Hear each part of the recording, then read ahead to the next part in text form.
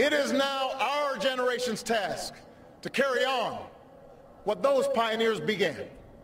President Obama's second-term inauguration speech not only addressed the economy and his expectations for the direction of this nation, but also about the LGBT community. For the first time in U.S. presidential history, President Obama spoke on gay and lesbian rights, mentioned the Stonewall Uprising, and said that gay and lesbian people should be treated, quote, like anyone else under the law. Our journey is not complete until our gay brothers and sisters are treated like anyone else under the law. LGBT stands for lesbian, gay, bisexual, and transgender, and is a movement pushing to gain worldwide acceptance. Joseph Antonelli, the founder and president of Gainesville Community Alliance, says President Obama brought hope on a battle for equality. Here was a time where there was nothing really negative. It was totally positive. It was very affirming. It was very real. It touched my heart. It touched my soul. After 50 years of activism, I can truly say that I see the end of the tunnel. I see the day when the new generation coming up will inclusively add all people into the perspective of American equality. Among the new generation of LGBT activists is Lauren Hannes, the director of LGBT affairs at the University of Florida. Hannes says yesterday's inauguration speech was evidence that the LGBT community is very much alive and deserves both attention and respect. I think it means that you can't ignore or sweep under the rug the LGBT community or the LGBT movement anymore. For him to come out and publicly say that this is a issue of our time that is in the public discourse means that we can't ignore it.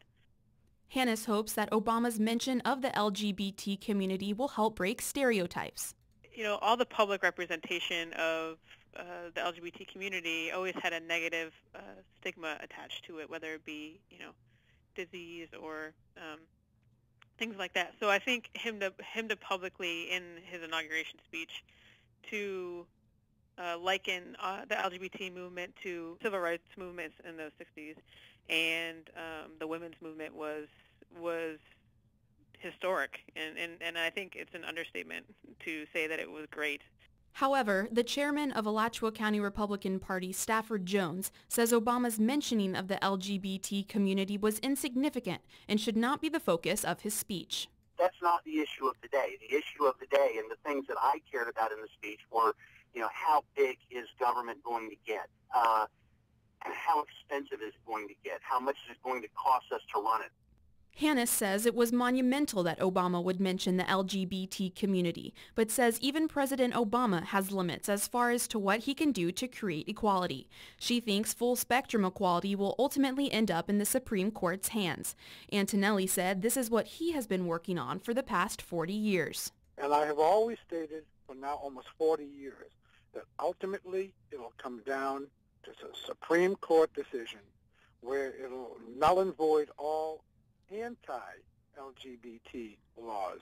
And I believe the day is coming when we will see the LGBT community included in a national Supreme Court decision that will affect everybody for once and for all. Antonelli says change may come slowly, but that doesn't mean it won't come at all. Now, do I think we'll have instant change? Not necessarily. Is there change coming? Absolutely. Antonelli was quick to say that change will come and that Obama has been an advocate worth thanking. I certainly appreciate our president. I wish him the very best and the safeness behind it all. He has great vision. He will go down in history as a man who has literally cracked the egg open. Now we have to make the omelet. It appears the president is no longer whisking about the issue, bringing the omelet out of the bowl and into the frying pan. For Florida's 89.1 WUFT-FM, I'm Leah Harding.